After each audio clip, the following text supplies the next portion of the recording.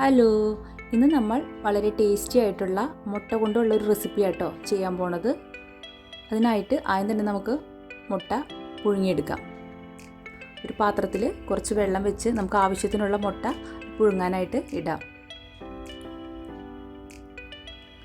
മുട്ട പാകമായിട്ട് കഴിഞ്ഞ് കഴിഞ്ഞാൽ നമുക്കതിൻ്റെ തോലൊക്കെ കളഞ്ഞ് ഒരു പാത്രത്തിലേക്ക് മാറ്റി വയ്ക്കാം. ഇനി നമുക്ക് ഇതിലേക്ക് വേണ്ട മസാല തയ്യാറാക്കാം. അതിന് വേണ്ടിയിട്ടൊരു പാൻ അടുപ്പത്ത് വയ്ക്കാം. ഇത് ചൂടാവുമ്പോൾ അതിലേക്ക് 2-3 വറ്റൽമുളക് ഇട്ട് കൊടുക്കാം. അതുപോലെ കുറച്ച് മല്ലി ഇട്ട് കൊടുക്കാം. എന്നിട്ട് നന്നായിട്ട് വറുത്തെടുക്കണം. മല്ലിയും മുളകും കൂടിയിട്ട് നന്നായി വറുത്തെടുത്ത് കഴിഞ്ഞാൽ നമുക്കതൊരു പാത്രത്തിലേക്ക് മാറ്റി വയ്ക്കാം. അതിനുശേഷം പാൻ വീണ്ടും വെച്ചിട്ട് അതിലേക്ക് കുറച്ച് ഓയിൽ ഒഴിച്ച് കൊടുക്കാം. അതിലേക്ക് കുറച്ച് നാളികേരം ഇട്ട് കൊടുക്കണം. നാളികേരം നന്നായിട്ട് വറുത്തെടുക്കണം. നാളികേരം നന്നായിട്ട് വറുത്ത് പാകമായിട്ട് വരുമ്പോൾ അതിലേക്ക് നമ്മൾ കുറച്ച് കറിയാമ്പൂ, അതുപോലെ കറുകപ്പട്ട, കുറച്ച് ഏലക്കായ, ജാതിപത്രിയുടെ ഒരു കഷ്ണം എല്ലാം കൂടി ഇട്ട് കൊടുത്തിട്ട് വീണ്ടും നന്നായിട്ട് വറുത്തെടുക്കണം.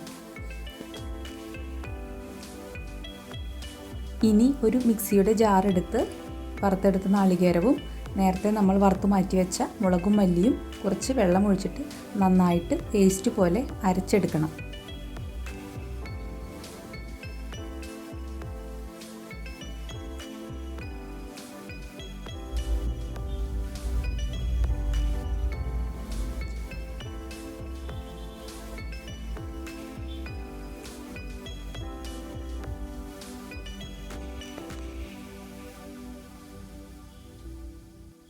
ഒരു പാൻ എടുത്ത് വീണ്ടും അടുപ്പത്ത് വെച്ചിട്ട് അതിലേക്ക് കുറച്ച് നെയ്യാണ് ഇട്ട് കൊടുക്കേണ്ടത്. ആ നെയ്യ് ഉരുകി വരുമ്പോൾ നമുക്ക് ചെറിയുള്ളി ചെറുതായി അരിഞ്ഞത് അതിലേക്ക് ഇട്ട് കൊടുത്ത് നന്നായിട്ട് മൂപ്പിച്ചെടുക്കണം.